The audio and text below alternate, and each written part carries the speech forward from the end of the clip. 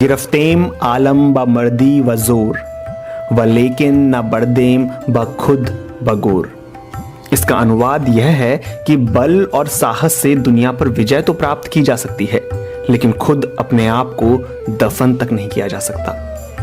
बाबर का ध्यान भारत की ओर कैसे आकर्षित हुआ, इस बारे में अलग अलग दृष्टिकोण दिए जा सकते हैं, लेकिन प्रोफेसर निशांत मंजर का कहना है कि भारत की तरफ उनका ध्यान बहुत उचित था, क्योंकि काबुल में कर लगाने के लिए केवल एक चीज थी और शासकीय प्रशासन के लिए धन की सख्त आवश्यकता थी। इसलिए बाबर के पास भारत की ओर रुख करने के अलावा कोई विकल्प नहीं था।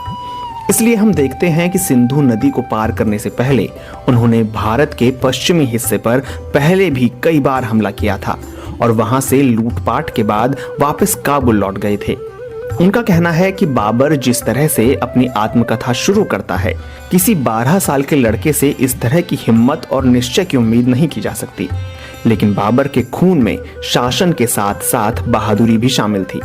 बाबर के भारत के सपने के बारे में LF रुशब्रुक ने अपनी किताब जहीरुद्दीन मोहम्मद बाबर में लिखा है कि बाबर ने सबसे थक हार कर देख कात नामक गांव में रहने का फैसला किया। उन्होंने अपने आप को पूरी तरह से वहां के माहौल के अनुकूल बनाया। उन्होंने अपने सभी दावों को छोड़ दिया और एक साधारण अतिथि की तरह गांव के सरदार के घर पर रहने लगा। यहाँ एक ऐसी घटना घटी कि जिस पर भाग्य ने यह तय कर दिया था कि इसका असर बाबर के आने वाले जीवन पर पड़ेगा। गांव का सरदार 70 या 80 साल का रहा होगा, लेकिन उनकी मां 111 साल की थी और जीवित थी। इस वृद्ध महिला के कुछ रिश्तेदार तैमूर बेग की सेना के साथ भारत गए थे। यह बात उनके दिमाग में थी और वह उसकी कहानी सुनाती थी। बाबर के बुजुर्गों के कारनामों के बारे में उन्होंने जो कहानियां सुनाई, उन कहानियों ने युवा शहजादे की कल्पना में एक उत्साह पैदा कर दिया। इसमें कोई शक नहीं कि उस समय से ही भारत में तैमूर की विजय को ताजा करने का सपना उनके दिमाग में घूमता रहा। बाबर का जन्म और शिक्षा फरगना की राजधानी अंदजान में हुई थी। प्रोफेसर निशांत मंजर कहती हैं कि हालांकि उनके दोनों पूर्वज चंगेज खान और तैमूर लंग दोनों ही पढ़े लिखे नहीं थे, लेकिन वे इस बात से अच्छी तरह वाकिफ थे कि शिक्षा के बिना शासन चलाना मुश्किल काम है।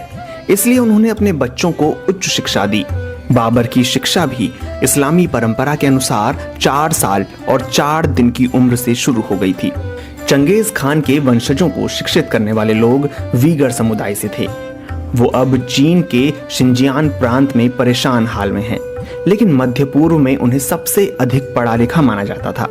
स्टीफन डेल ने अपनी किताब गार्डन ऑफ एट पैराडाइज में बाबर के गद्य को दिव्य कहा है और लिखा है कि यह उसी तरह प्रत्यक्ष है जिस तरह आज 500 साल बाद लिखने की शैली आम है। उर्दू के मशहूर शायर गालिब ने लगभग 300 साल बाद उर्दू में लिखने की जिस शैली का आविष्कार किया और जिस पर उन्हें गर्व भी था, ऐसा स्पष्ट और सरल गद्य बाबर ने उनसे पहले अपने उत्तराधिकारियों के लिए लिखा था। बाबरनामा पढ़ते हुए पता चलता है कि उनकी पहली शादी उनकी चचेरी बहन आयशा से हुई थी। आयशा से एक बेटी पैदा हुई थी जो 40 दिन भी जीवित नहीं रह सकी। लेकिन बाबर को अपनी पत्नी से कोई प्यार नहीं था। उन्होंने लिखा है, उर्दू बाजार में एक लड़का था बाबरी नाम का, जिसमें हम नाम का भी एक जुड़ाव था। उन्हीं दिनों मुझे उससे एक अजीब सा लगाव हो गया। इस परिवश पे क्या हुआ शैदा, बल्कि अपनी खुदी भी खो बैठा। बाबर का लिखा एक फारसी शेर है, हेच किस चूं मन खराब व आशिक व रुस्वा मबाद, हेच महबूब चोत व बेरहम व बेपरवा मबाद।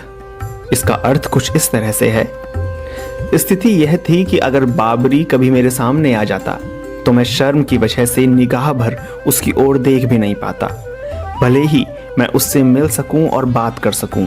बेचैन मन की ऐसी अवस्था थी कि उसके आने का शुक्रिया तक अदा नहीं कर सकता था, उसके ना आने की शिकायत भी नहीं कर सकता था और जबरदस्ती बुलाने की हिम्मत भी नहीं थी। शोम शर्मिंदा हरगह यार खुदरा दर नजर बेनम, रफीका सुए मन बेनंदू मनसूए दीगर बेनम। और इसका मतलब है, उन दिनों मेरी ऐसी स्थिति थी, इश्क और मोहब्बत का इतना जोर और जवानी व जुनून का ऐसा प्रभाव हुआ कि कभी कभी नंगे सिर नंगे पैर महलों बगीचों और बागों में टहला करता था। न अपने और पराये का ख्याल था, न ही अपनी और दूसरों की परवाह। वैसे बाबर की सबसे प्यारी पत्नी माहिम बेगम थी, जिसके गर्भ से हुमायूं का जन्म हुआ। बाबर का एक शेर कई जगहों पर नजर आता है। नौ रोज व नौ बहार व दिलबरे खुशस्त, बाबर बहएश कोश के आलम दोबारा नीस्त। इसका मतलब है 9 रोज हैं, नई बहार हैं, शराब है, सुंदर प्रेमी है, बाबर बस ऐश और मस्ती में ही लगा रहे कि दुनिया दोबारा नहीं है। प्रोफेसर निशांत मंजर कहती हैं कि बाबर ने 21 साल तक पवित्र जीवन व्यतीत किया, लेकिन फिर उन्हें शराब पीने के लिए महफिलें रास आने लगीं। इसलिए उनकी महफिलों में शराब पीने वाली महिलाओं का भी उल्लेख किया गया है। बाबर ने उनके उल्लेख को छिपाने की कोशिश नहीं की। वह अपने पिता के बारे में भी लिखते हैं कि वह शराब के आदी थे और अफीम भी लेने लगे थे, जबकि हुमायूं के बारे में तो मशहूर है कि वह अफीम का आदी था। निशांत मंजर बताती हैं कि जब बाबर ने शराब से तौबा की तो यह उनकी रणनीति थी। उनके सामने भारत का सबसे बड़ा जंगजू राणा सांगा था, जो इससे पहले कभी किसी युद्ध में नहीं हारा था। पानीपत की लड़ाई के बाद बाबर की सेना आधी रह गई थी। जंग